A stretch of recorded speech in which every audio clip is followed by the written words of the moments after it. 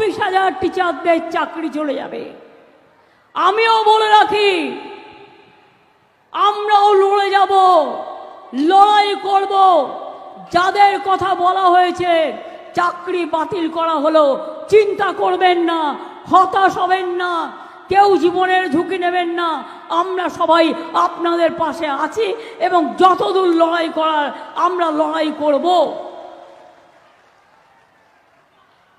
একজনকে দেখলেন না, বিজেপির হয়ে ভোটে দাঁড়িয়ে গেল, তার অর্ডার ছিল এটা। সুপ্রিম কোর্ট এটাকে একদম স্যাটাসাইড করে দিয়েছিল, দিয়ে বলেছিল নতুন ডিভিশন বেঞ্চ করে আলোচনা হোক। আরে কাকে নিয়ে করবেন নতুন ডিভিশন বেঞ্চ?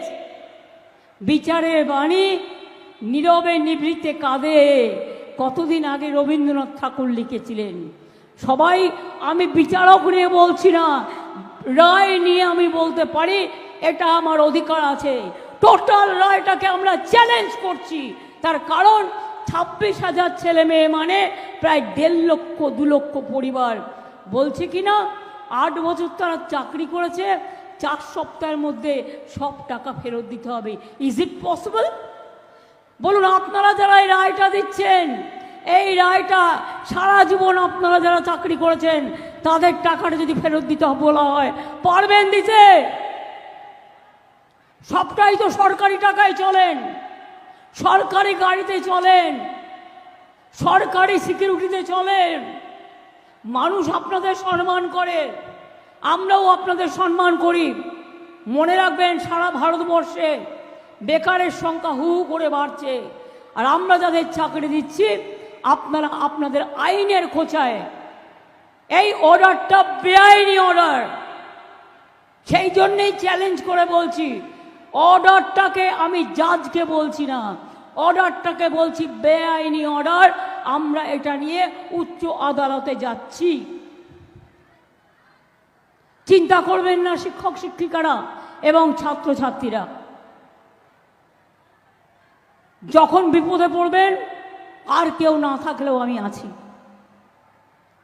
আর একটা কথা বলি, আরো 10 লক্ষ চাকরি আমার রেডি হয়ে আছে গভর্নমেন্টে।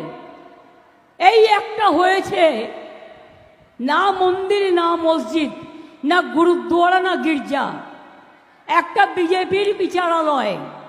বিজেপি যেটাকে বসে বিচার করে, রাজনৈতিক বিচার, এবং সেখানে বসে বসে অন্য লোকে পিল করলে দেবে তাকে কিল, আর বিজেপি পিল করলে ব্যাস, বিজেপি পিল করলে বেল, অন্য কেউ পিল করলে জেল। এই তো হয়ে গেছে এখানকার এই অবস্থা। আজ নয়, দীর্ঘদিন ধরে চলছে। এটা বিচারপতিদের দোষ নয়, এটা কেন্দ্রীয় সরকারের দোষ। তারা বিজেপির লোক দেখে দেখে এখানে বসিয়েছেন, যাতে তারা বিজেপি পার্টি অফিস থেকে যা বলে দেয় সেই ড্রাফটটা তারা করে দেয়। কি করবেন? আমায় সাজা দেবেন?